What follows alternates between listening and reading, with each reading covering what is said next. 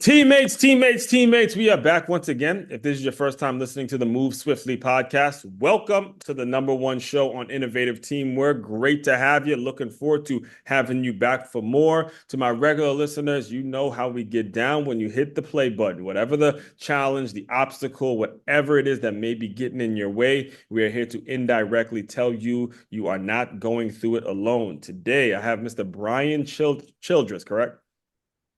Yep, that's it. He is about to give us, not just you, and I was telling him this right before we started recording, actually, but he's going to give us a master's class on software development in regards to how to connect your vision as a business owner, what it is you're trying to serve in the world, how it is you want to serve people in the world. It's going to give us a master's class on how to use software and technology to do it in the most effective and efficient way. So, Brian, welcome to the show.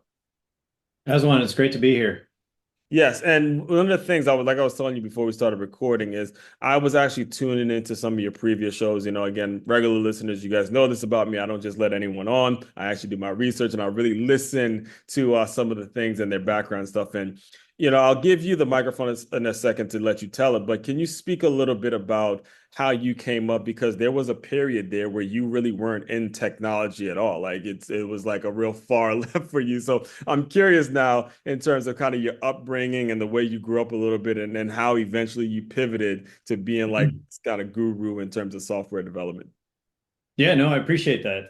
Yeah, so software is really my second career. Hmm. I originally started out, went to college, graduated, and spent some time as an outdoor guide.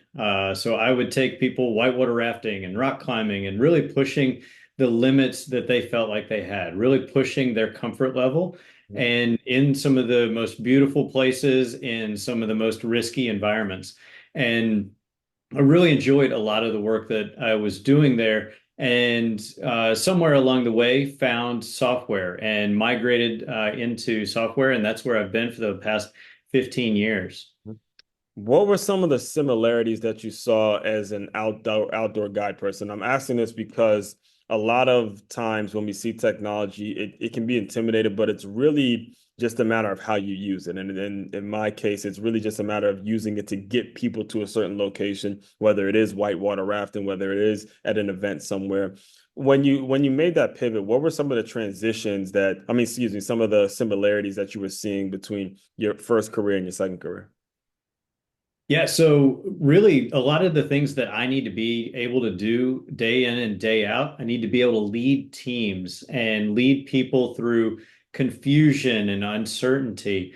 I need to evaluate risk really, really quickly so that I can make the right determination on, on the software side, what's our cybersecurity plan? How do we keep our application and our users secure?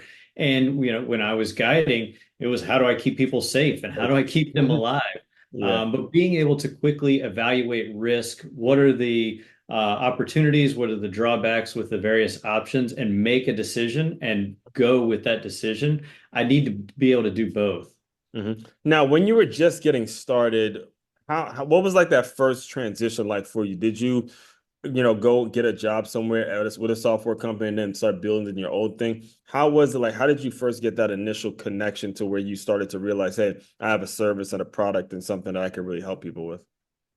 Yeah, so when I made that transition, I was really intimidated. Growing up, I was not the kid at 8 years old that was programming computer games on my family's computer. Like that just wasn't me. Right. And so I had a lot of fear and intimidation and imposter syndrome coming into software. I didn't have that background. Mhm. And so one of the things that I did in order to really make sure that I was building the skills and building that experience was I started doing kind of moonlighting or freelancing work on the side. So Um, I was able to land a fantastic job early on, right out of graduate school, and from there continued to grow and hone my skills. And at some point, I found that I wasn't learning quick enough, and I wasn't learning the things that I thought would really propel me forward. And that's when I started moonlighting and freelancing. mhm.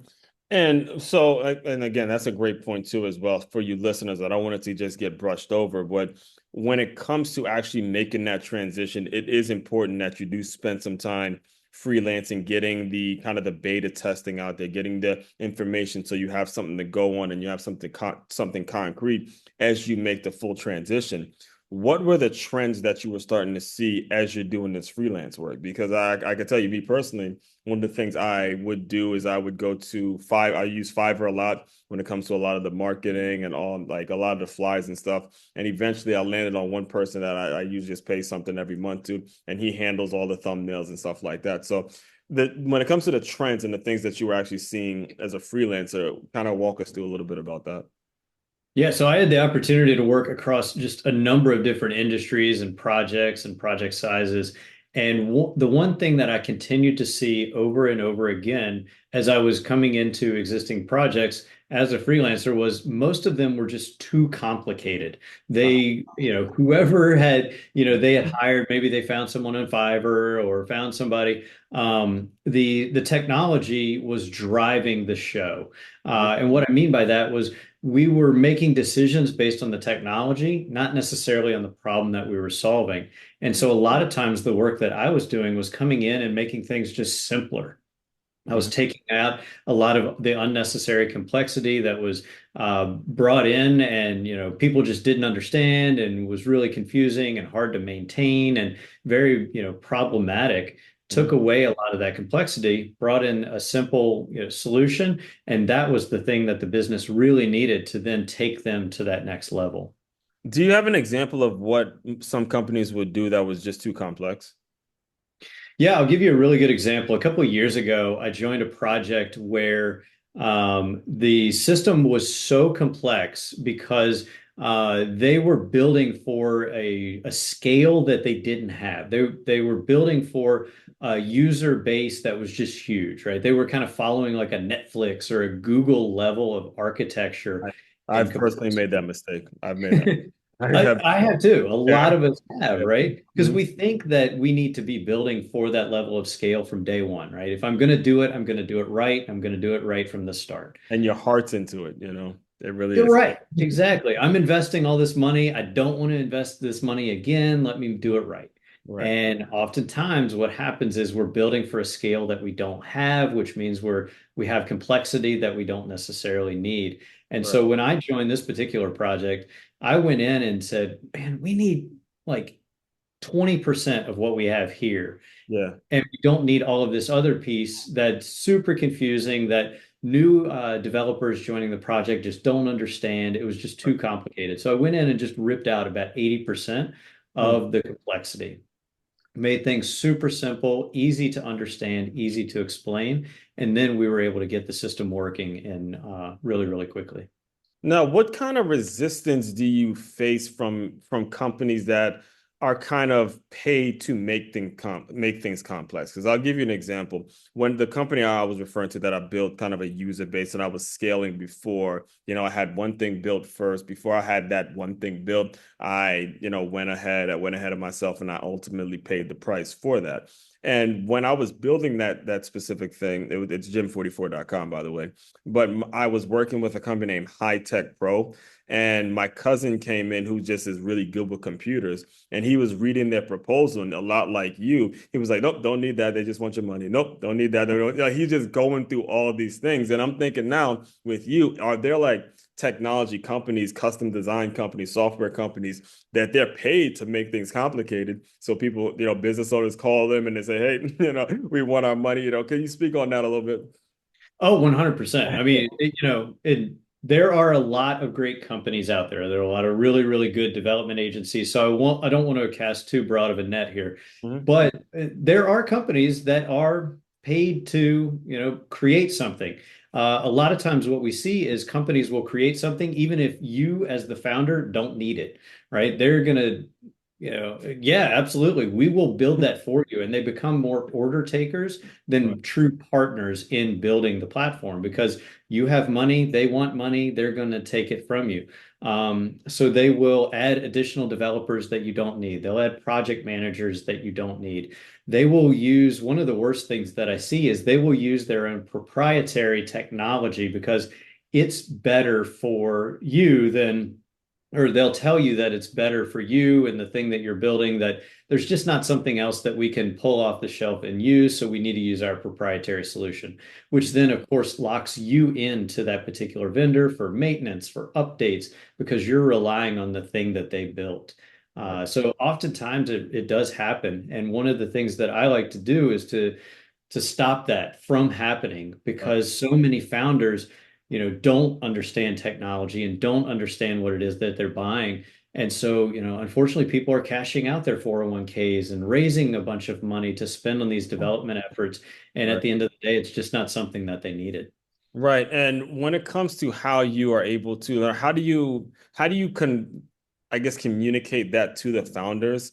Because I can see how difficult that is as a founder. They're really putting their heart into this business and they're being told kind of in an indirect way, you need to establish a presence online. They're being told because of the new people coming up and how connected we are online. If they have the check, they're just going to write what they need to write the check for, and they're not going to know. But like you said, now your 401k is involved, and now you can lose your business because somebody came in and basically chopped your nuts off. And it's like, hey, I got my money, I'm good. Is there a way that you're communicating with business owners to let them know, hey, I'm available, and you don't have to go and spend all of this, talk to me first? Walk us through how you're able to do that.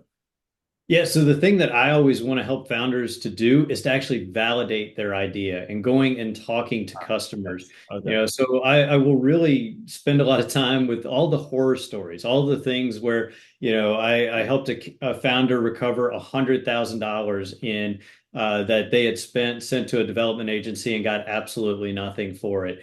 Uh, Just really kind of illustrating that the ways that this thing could go and that I've seen and I've got, firsthand experience with, and really highlighting and trying to get those early wins with validating your idea when it's cheaper, when it's easier, before we start to bring in the expense, both time and money, of custom software development.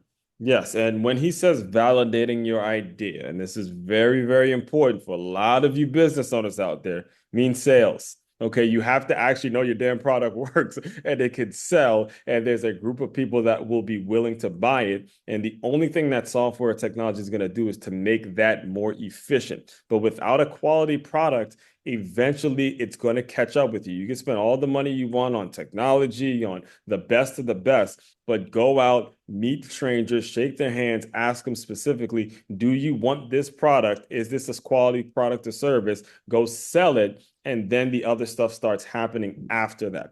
That's a very key takeaway because, again, if you have it, you have the money, you feel like you're being productive, it's not going to happen for you. And eventually that stuff will catch up to you. 100%. Yeah. It's the hardest thing for many founders and business owners. We actually have to go out and talk to people and talk Yeah. to our customers. Yes, yes. Now I do have to ask now too, because now with the new trends, and I'm pretty sure it wasn't around when you were just coming up, but when AI has entered the picture, we're recording this, by the way, guys, it is 2 months away from 2025. Artificial intelligence has officially arrived. All right. If you have not picked up on it yet, you better figure out how to integrate whatever it is you're doing with AI. So when it comes to someone that's specifically in the field of technology, how have you adjusted to AI and what are some of the things that you're starting to see in terms of as it grows and all that stuff? Yeah, so I think AI is one of those things. It's a seismic shift. The same way that the internet disrupted the way we live and work, the same way that mobile changed the way that we live and work, Uh-huh. AI has the same level of impact, in my opinion. Mhm. Um, I'm not concerned necessarily about AI taking my job, but I'm very concerned about someone using AI effectively and efficiently being the one taking my job. So I encourage everyone on every single one of my teams to be using AI some way, somehow in their day-to-day development. My engineers are using the tools that are available. Other people in the organization are using the tools that are available. And I myself challenge myself to use it in some new way every single day so that it becomes natural. Right. But when you talk about people under your team, because this is another valuable thing for business owners to grasp as well, is there something that AI may have to where you can maybe remove or replace an actual human being or make it so that you're them to a different higher standard. I'm not advocating for anybody to lose their job or anything like that, but maybe even allow them to be more flexible in terms of the job that they actually do. What are some of the ways that you may use it to help when it comes to hiring and bringing in the right people? Yeah, so I'm looking for folks to use AI to propel them forward, to do the tasks that we don't do a great job at as humans, the jobs that we don't want to do. If Uh, we can use AI to do a better job so that we can have, more consistency in our documentation or the yeah. code that we're writing, if we can use the tools to do better and we can eliminate a lot of those tasks that we're just not good at, Right. but then we can kind of open up our mind space to do the things that we are good at as humans and really doing that problem solving. Now I'm starting to really supercharge my engineering team, and I don't necessarily need to grow my team in the same way. I Right. can better leverage the team that I already have. Yeah, and that is, man, oh my goodness. All right. Visit. I hope you guys, if you got to rewind that one and listen to it again, that's a huge one. Because when you free up your team and you allow your team to go out and do, the work that's going to be directly leading to the income to your business. And as a business owner, that's your responsibility, is to make sure that the money is coming in, regardless of what's going on in the world. It's your job to make sure the money continues to keep coming in, because you have people that depend on you and you have people that depend on you to make the right decision and the responsible decision. So that's a huge one when it comes to using it in a way where you're freeing up your time, or you're freeing up your employees to do the more money making activities. And when it comes to you, the for anyone that may be listening, is there a specific type of business owner that or founder that you're looking to work with? Can you kind of walk us through the ideal client, or the person that you just kind of turn away with, or the mindset they should have in case they're listening? Yeah, so for me, I work with a lot of companies that are doing B2B work. They serve other businesses. They're developing software that either helps them internally be more productive, or it's software that they're selling to their customers, right? This typical software as a service model is really where I work. Mhm. For me, I'm looking for companies that are growing, that are really aggressively trying to scale not only the number of users or customers that they have, but also how can they scale their development team, whether adding more people to the team or just making their team more productive. Yes. Oh man, the aggressive, the actual growing and being productive. To be very clear with you guys, the ones that have that mindset that are really trying to grow. So, what is if anyone's listening, what's like next? What can you see coming down the pipeline when it comes to your business and how you look at it to grow, or are you looking for it to grow? For me specifically, Yeah, yeah, for I'm you. looking, Like what's okay. next? Yeah. Yeah, so for me specifically, I do a lot of technical advising. So I'll work with a lot of companies and founders. They may have technical leadership in their organization, and they are hitting certain scaling challenges where they're trying to grow their software, and it's not stable. It doesn't have the growth capabilities, or they're trying to, again, grow their team, make their team more productive. Mhm. So I work with a lot of companies in that capacity where they lean on me as the technical expert to come in and help guide them through this process. And for me, I'm always focused on the business and the business value. I'll never let the technology be the driver or the decision maker. Like you mentioned earlier, technology is a way that we just become more efficient and we can really kind of propel ourselves forward. Mhm. And if anyone's listening, what's the best way to get in touch with you if they want to hear more and kind of, bring you on as a client, whether it's being the advisor or being the person that's helping with all their software development? Yeah, absolutely. So the best place to find me is on LinkedIn. That's where I'm most active. I'm typically posting one or more times a day over there. So I always encourage folks to reach out, connect with me, and I'm happy to chat. Yeah, and all that will be included in the show notes as well. So, Brian, the final thing I do to close out all the shows, I want you to use your imagination a little bit. You're back in your undergrad days, you're teaching people how to dodge waves, you're making sure everyone is safe, you're making sure everyone is really good on the raft, or they call it a boat, right? Yep. Yeah, Like Raft. the Yep. raft, yeah, the raft. Just pretend that version of you has come into the Zoom room. Give him some words of encouragement, and we will officially close. Yeah, I would tell that younger version of myself to take advantage of all the opportunities that are presented to you. The opportunity to travel, to connect with others. If it means maybe putting a trip that you can't quite afford on a credit card, take advantage of that opportunity because it's in those opportunities, in those experiences that we really will find kind of where we want to go and how we want to grow in ourselves and in our careers. That's it. I have absolutely nothing to add to that. That's very important. And she business, I mean, as the regular listeners know what we do here, the reason I close out with that question, because if that is your situation, if that, you know, what he described earlier is you, we're here to indirectly tell you you're not going through it alone. So, all that being said, fellow teammates, continue to move swiftly. We will talk more soon.